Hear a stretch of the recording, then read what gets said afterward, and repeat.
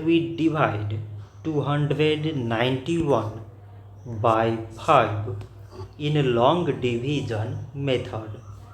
5 times 5 is 25. On subtracting, we get 4.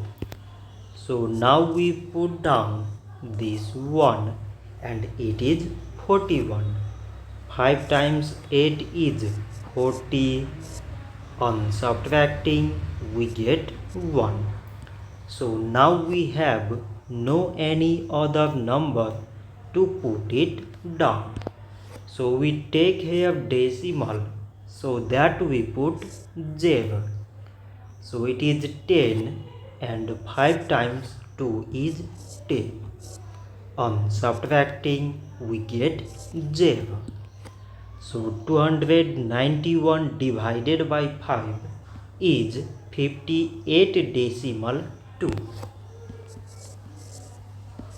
So this much for today and thanks for watching.